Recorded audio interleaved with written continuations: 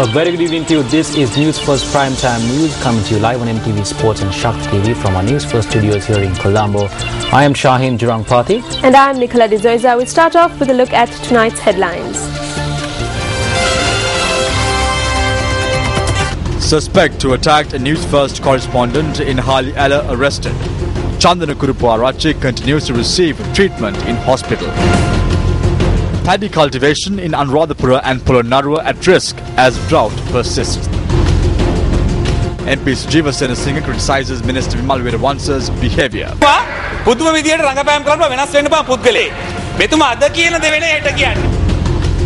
Indian assistance to Sri Lanka is underappreciated. A statement from the Indian High Commissioner. Mavanatapattu named head coach of Sri Lanka cricket. On one of our headline-making stories, farmers in Anuradhapura and Polonnaruwa say that they are uncertain about cultivating in the Maha season as well as a result of the persisting drought. The irrigation department says that the heads in the area have been called to Colombo in order to reach a decision on the releasing of water from the irrigation system for the Maha season. The water levels of the Parakrama Samudra, Minneria, Girithale and Kaudula reservoirs in the Polonnaruwa district are currently at extremely low levels. Farmers say that the scattered showers that have been experienced have been insufficient to replenish the reservoirs. The Parakrama Samudra, which has a capacity of 110,000 acre-feet, currently holds only 52,000 acre-feet of water. Although the Minneria reservoir should hold 110,000 acre-feet of water this time of year, the reservoir only has 30,000 acre-feet of water. Irrigation department data shows that the Kaudula reservoir, which nourishes 13,000 acres of paddy fields, only holds 4,000 acre-feet of water at present. As a result of the chronic water shortage, farmers in the Kaudula Agrarian Settlement Scheme were only able to cultivate less than 3,000 acres in the Yala season. The farmers are facing a severe economic crisis in the face of the drought. We could not harvest paddy for 3 seasons. Even in this season, we couldn't harvest anything. We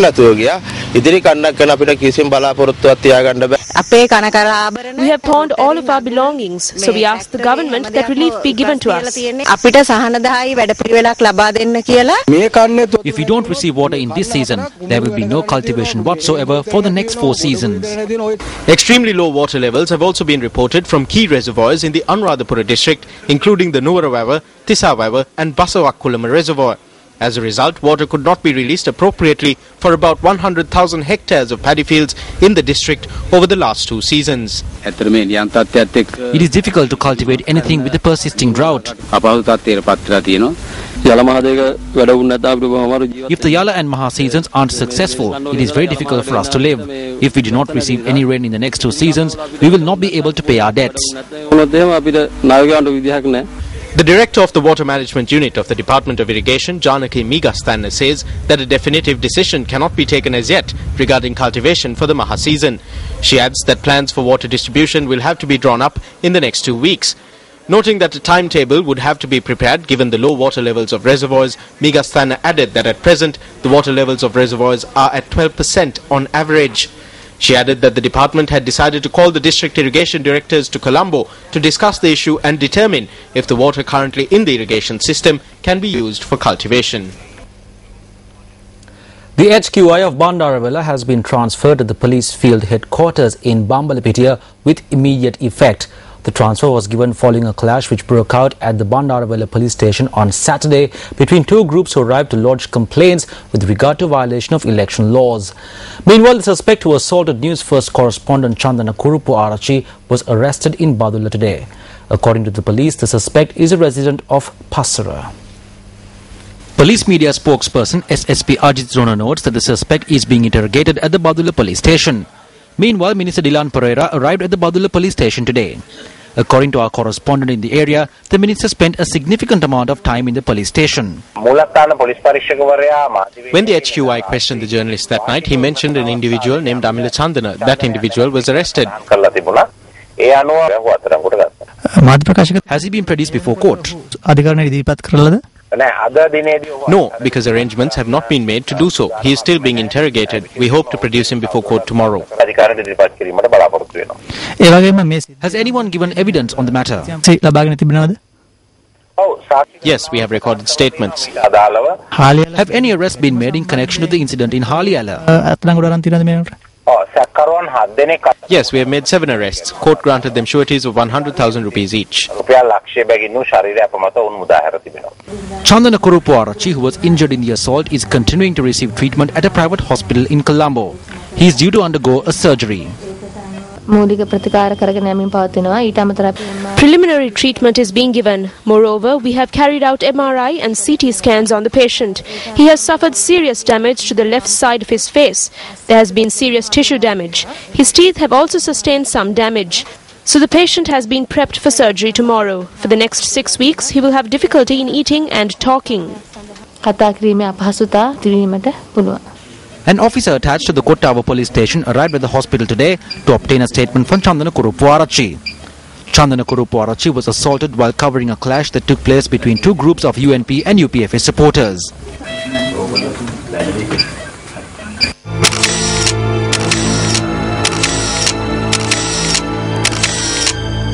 Journalists are not criminals. You will need them someday. The UNP Working Committee yesterday agreed to make several changes to the first tier of the party's leadership. The UNP Working Committee decided yesterday to appoint MP Sajith Premadasa as the deputy leader of the party and to appoint MP Ravi Karunanayaka as the assistant leader of the party. Party representatives, including senior UNPers, expressed these views on the leadership revamp. This was the people's expectation. I stated this very clearly 2 years ago on 2 occasions. I said that Ranil Wickramasinghe and Sajith Premadasa must join hands and go on this journey together. That wish has been fulfilled today.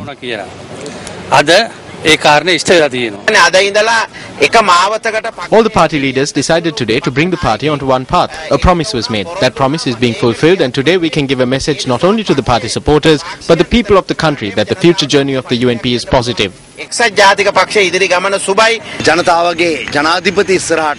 Ranil Wickramasinghe will be the people's president. Sajith Premadasa will be the people's prime minister. I believe that the UNP's time of misfortune is over.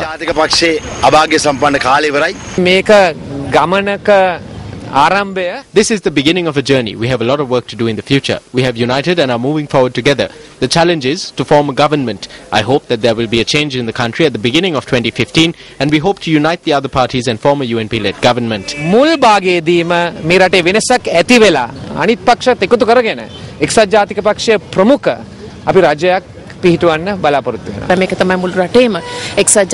This was the singular demand of the UNP supporters and the people of the country. The UNP has been brought to a position where the people can have hope in it, and we will work to make major changes in the future through the UNP with its proud history. There is unity and strength in the party, and we can take it to victory. We want to establish a UNP president at the presidential election. We have commenced that journey on a strong note. The tasker has been brought to the UNP in Sirikota. This tasker was discovered in Hambantota. It was the tasker that aided King Dutugamunu in his battle. Thereby, I have no doubt that this tasker will be used to steer the UNP to victory.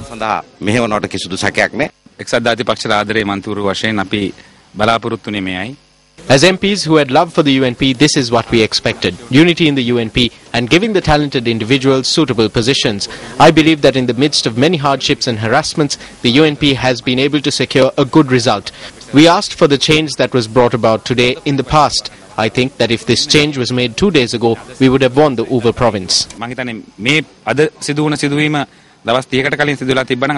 Meanwhile, MP Ravi Karunanayaka, who was appointed assistant leader of the UNP yesterday, visited several locations in his electorate today.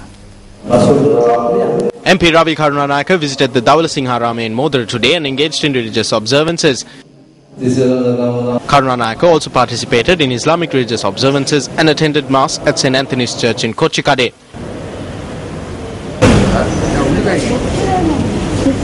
Following Hindu religious observances in Kochikade, Karunanayaka addressed his supporters. The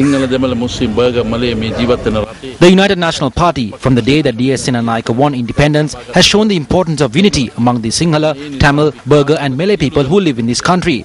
Therefore, we call on the people to set aside all divisions, rally around the United National Party and unite to bring about an era of development, an era where the people are protected, an era where the wealth goes to the pockets of the people. Meanwhile, an event was held in Divulapitia this morning to celebrate the decision taken by the UNP Working Committee last evening. UNP supporters in Madampalla Divulapita in Gampaha boiled kiribat and celebrated to the sound of drums, expressing their appreciation for the UNP's facelift.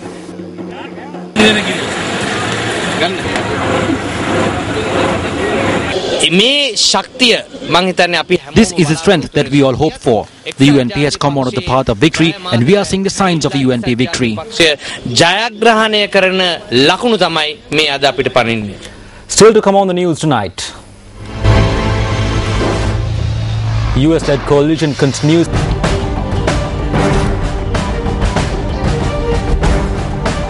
Welcome back to the news. President Mahinda Rajapaksa, who is in New York to address the 69th United Nations General Assembly, has met with several heads of state on the sidelines of the UNGA. The President had met with the Prime Minister of Nepal, Sushil Koirala, and the President of Colombia, Juan Santos, at the UN headquarters in New York. The Presidential Media Unit noted that the President and the Nepalese Prime Minister had focused on issues of importance to both nations during their meeting.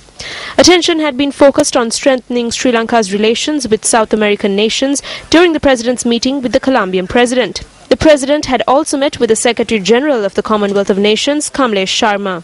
The President also attended the meeting of the Clinton Global Initiative in New York, where the catastrophe that has befallen African elephants was the focus of discussions.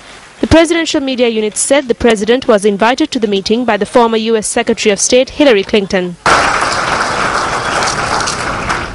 The general debate of the 69th United Nations General Assembly is currently underway. UN Secretary General Ban Ki-moon addressed the general debate today.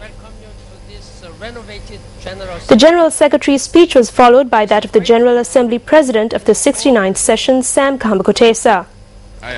US President Barack Obama also addressed the General Assembly today. President Mahinda Rajapaksa is due to address the General Assembly later today at 6:30 p.m. New York Standard Time. Because what you see in America is a country that has steadily worked. Now making headlines this evening, India's High Commissioner to Sri Lanka, Y.K. Sinha, says Indian assistance to Sri Lanka is underappreciated. The Indian High Commissioner made this statement during a symposium on Anagarika Dharmapala and India-Sri Lanka relations organized by the Centre for Contemporary Indian Studies of the Colombo University. We felt that there was a need to let people in Sri Lanka in particular know what India has done in the last few years for Sri Lanka, because I think the emphasis is on a look east policy and to try and glorify what countries have done for Sri Lanka in the recent past, forgetting what a country like India has done for millennia. India has committed in Indian rupees 9,000 crores, in US dollar terms $1.6 billion as development assistance to Sri Lanka in the years following the end of the war, in fact even before the war ended in 2009. Out of this, 30% are grants. They are free. They are unattached. They do not have an interest rate, and the interest rate does not compound. And these projects and this assistance is based on the needs of the people and government of Sri Lanka. It's not something that the people or the government of India had dictated or wanted to do. The 22nd, the Yal Devi ran to Jaffna, the Yal Devi train. You read today's papers, do you find a mention of who made that possible? Just to make a point that how underappreciated our assistance is. TNA Parliamentary Group Leader R. Sampanthan says the idea of the creation of a common council for the Tamil-speaking people was taken up during the party's coordinating meeting held yesterday. Sampanthan said that they hope to receive the support of the Muslim community for this coalition as well. Our Sampanthan spoke to Newsfirst following the coordinating meeting which was held at the Parliament complex yesterday. Constituent parties of the Tamil National Alliance held a discussion at the Parliament complex yesterday. Attention was focused on the current political situations in the country. We discussed the facts regarding the investigation conducted by the United Nations to come to a political solution in the country and how the party could come up to a position where it will be accepted as a powerful party not only within the country but also internationally. For this we need to create unity amongst the Tamil communities. The need has also arisen for us to come to an agreement with our Muslim brothers. We also discussed the need for the formation of a common council for the sake of the Tamil-speaking people. We expect that whoever is able will render their support for this. We took a decision to carry out further discussions over this matter. All in all, it was a very successful round of talks. There are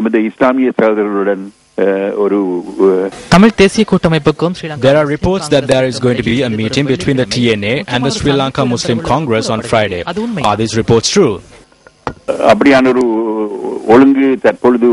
The matter has been taken up for consideration. Once a decision has been made, we will announce it. Still in local news, area residents living in the 34 Watta area in Wanathamula state that an attempt was made today to remove several houses in the area.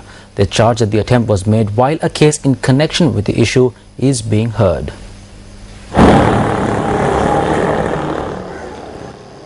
After receiving word about the attempts being made to remove the houses, UNP MP Dr. Harsha De Silva arrived at the location.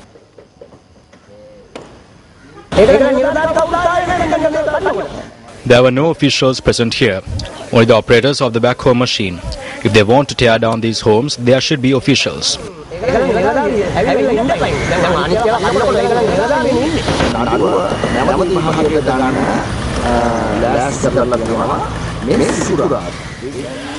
The case will be taken up again on Friday. Even when these people are illegally protected, this military government arrived here this morning and prepared to tear down these houses. How can this happen? How can they act like this disregarding the court order? The military has completely destroyed the legal protections in place of the common man.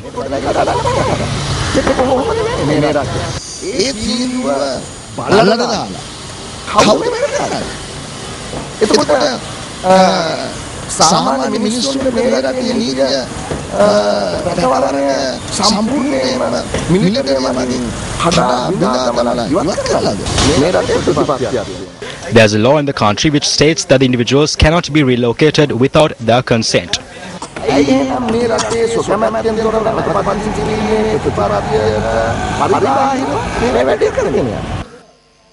The parliamentarian also inspected the new houses given to the residents of the 34 Watta area.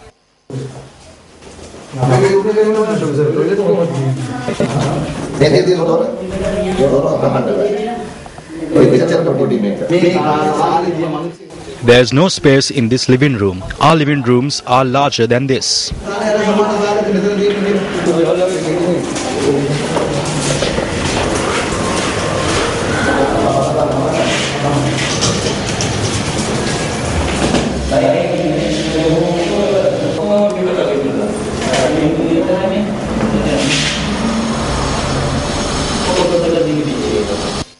Meanwhile, yesterday, the Court of Appeal ordered the residents of the Wanathamula 34th Estate area to meet with officials of the UDA before attending court. The petition filed by 4 area residents was taken up before the Justice Upali Aberatna, and he noted that the meeting will take place at 10 a.m. today, adding that the case will be taken up for consideration once again on Friday. An exchange of words took place between UNP parliamentarian Sujiva Senasinghe and Minister Wimal Weeravangsha in Parliament yesterday during the debate on the Construction Industry Development Bill. The government is undermining him and is not allowing him to carry out his duty. I think it is because of this concern that he has made a statement that there are 3 people who govern this country. He has stated clearly that the country has been handed over to these 3 people who have ended the war and are now taking the country towards bankruptcy.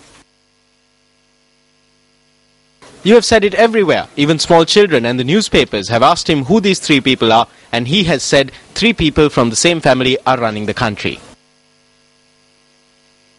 He is mentioning my name and attributing various statements to me. I have not said it. Stop taking the nonsense in your head and portraying it as my statements and say it yourself instead. He has said in a newspaper that he has a problem with the government. He mentions the father, the mother and then the son. There's no need to shout, it is in the newspaper. I tabled this newspaper, the Maubima newspaper dated 10/9/2014. You can file cases against me if you wish. I am doing this because I care for him. He is a great actor. He is a person who can change in an instant. That is why I have cared for him since the beginning. What he says today is not the same as what he says tomorrow. Never in my life have I seen a person who changes as he does. We appreciate this and we must give him a prize for this. I have no personal gripe with anyone. What we say is that we cannot write off this country to a single family. United National Party parliamentarian Sajid Premadasa posed a question in Parliament today regarding loans being given to families headed by women in the north and eastern provinces.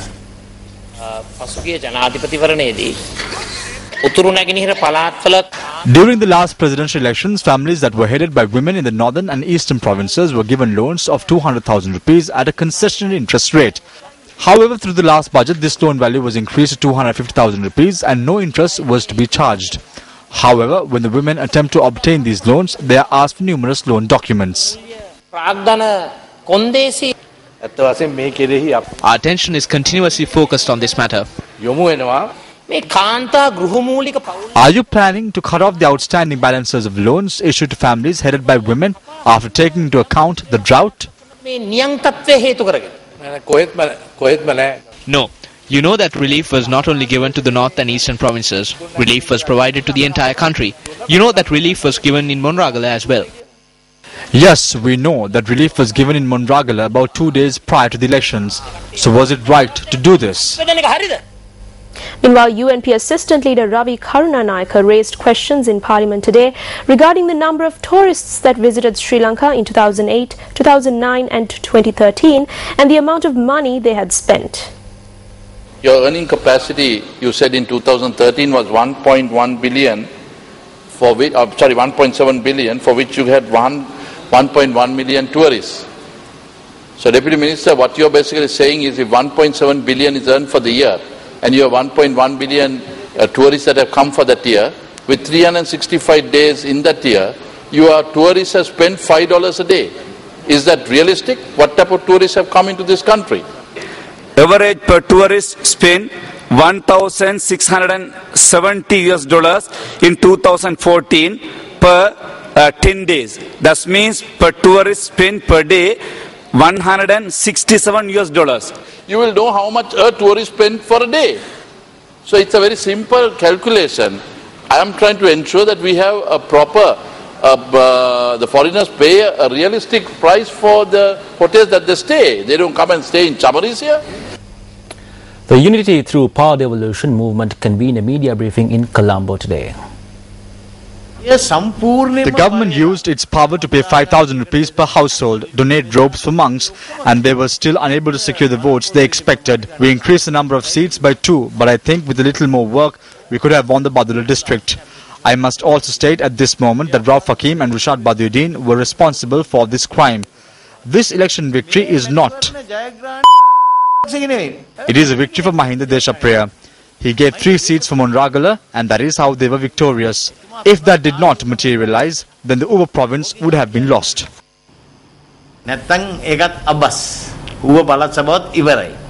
You are watching News First and up next is Action TV.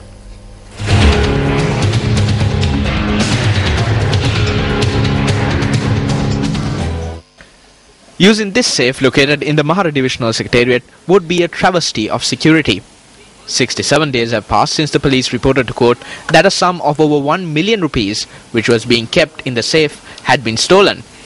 On the 15th of July, the Assistant Divisional Secretariat in Mahara lodged a complaint with the police. The subsequent investigation by the police confirmed the theft. However, the complaint lodged by the Assistant Divisional Secretariat shows that she is unaware of where the safe is even located in the office.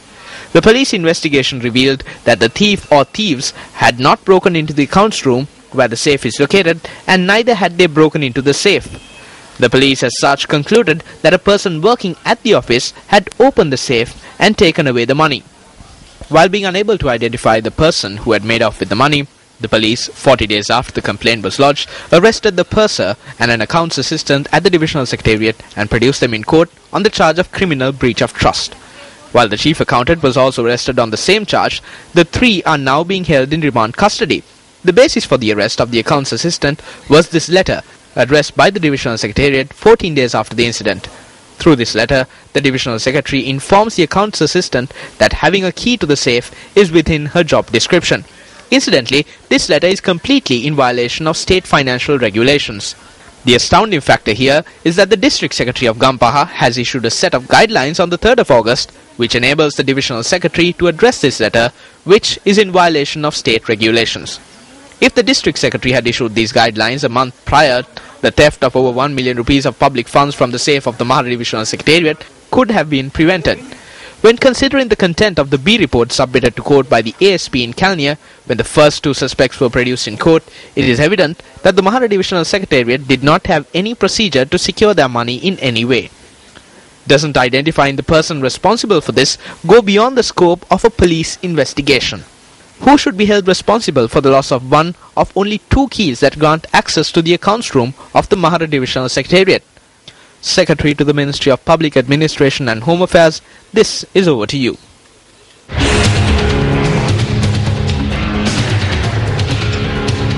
On to business news. Deputy Minister of Finance Sarath Amanugama notes that the government income needs to increase in order to provide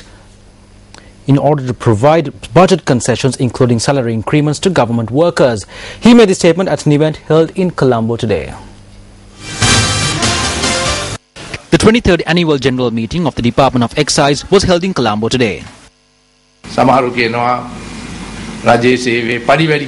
Some demand for salary increments of government workers. Others demand for development in villages. Meanwhile, some demand for development of education and health. There are many challenging demands likewise. We cannot reject any of those demands, but at the same time, we cannot meet the required amount of those demands as well. We cannot cope up with it if all 3 departments of excise do not work efficiently. With the speed of development, the country will become prosperous. If prosperity rises, we should see an equal increase in the income of all 3 departments of excise. If prosperity increases and the level of income decreases, then there is something wrong somewhere. But in the future, we need to make this 100% viable because our expenditure depends on it.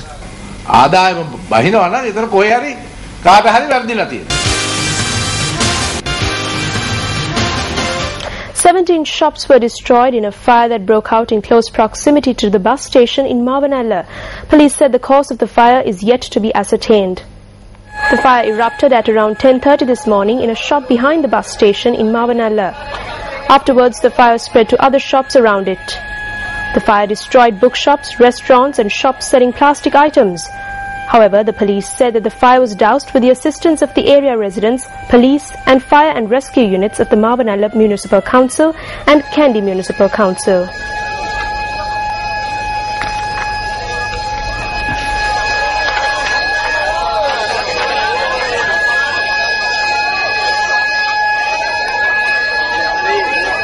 The Organization of Professional Associations of Sri Lanka, or OPA, held its 27th annual conference titled Role of Agriculture in Food Sovereignty and Power Eradication in Colombo last evening. Speaking at the event, Professor of Economics at Monash University Gamini Herath commented on the relationship between GDP and agriculture. The role of agriculture in terms of contribution to GDP has been declining, but that doesn't mean that the importance of agriculture is declining. So there's a very big difference between the two. In the first place, the concept of GDP is not a very good concept for you to measure. It's a very poor metric to measure anything from my perspective. China, for example, says that our GDP is growing at 15%. That's true. But the question is, have they included soil losses, for example, enormous losses to water quality in China, enormous damage to the air, etc.? Have those things been included in GDP? If those things are included, your GDP will be growing at a negative rate. So therefore, GDP is not really a very good measure. If the President is for the full implementation of the 13th Amendment and then some, then why would he call for a Parliament Select Committee? So I don't think President Rajapaksa is lying. I think he was sincere when he made the commitment. But then he's not allowed to move beyond that.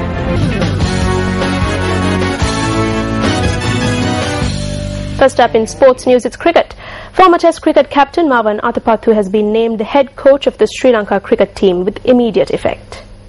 To name Athapaththu to the position of head coach was reached at the Sri Lanka Cricket Executive Committee meeting held this evening. A statement issued by the SLC notes that the appointment received the unanimous approval of the SLC Exco. SLC notes that a decision on the position of assistant coach will be reached in the near future in consultation with Athapaththu. However, the statement issued by SLC fails to specify the Athapaththu's tenure. 43-year-old Marwan Athapaththu, who served as assistant coach to the Sri Lanka team for a period, was appointed interim head coach in May.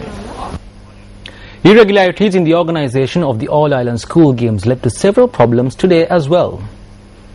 The All-Ireland School Games is the top national level event for school athletes in the country. Organizational irregularities in the annual event organized by the Ministry of Education caused athletes to face problems on several occasions. The most recent issue was that the football matches that were be held at the Campbell Park in Borella yesterday were not held appropriately. Education Ministry authorities had informed the under-19 boys football teams to come to Campbell Park, Borella today in order to hold the matches. However, the officials in charge of the Campbell Park sports ground did not allow the football matches to be held there. They said that the Minister of Education had not made the necessary allocation for Campbell Park to be used for school matches. In response, Education Ministry officials submitted that they had made the necessary allocations. The argument between the two factions ended without a resolution. As such, the under-19 boys football teams had to return home empty-handed.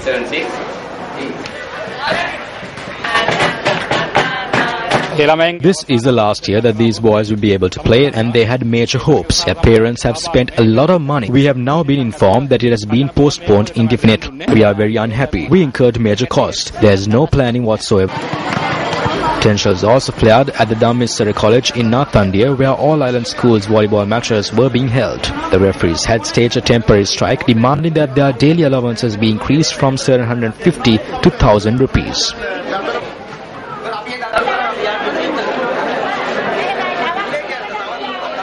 Education Ministry officials did not initially acquiesce to their demands. As such, matches did not start until 4 hours later. I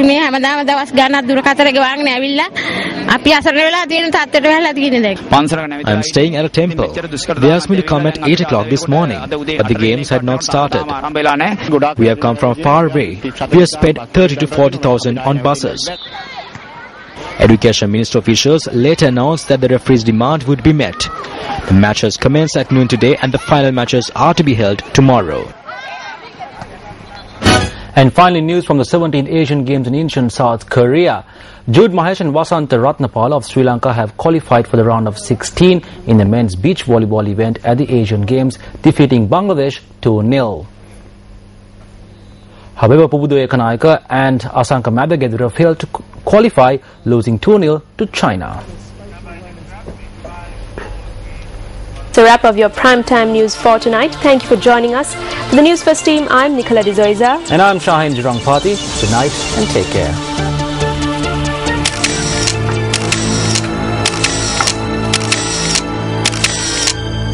Journalists are not criminals. You will need them someday.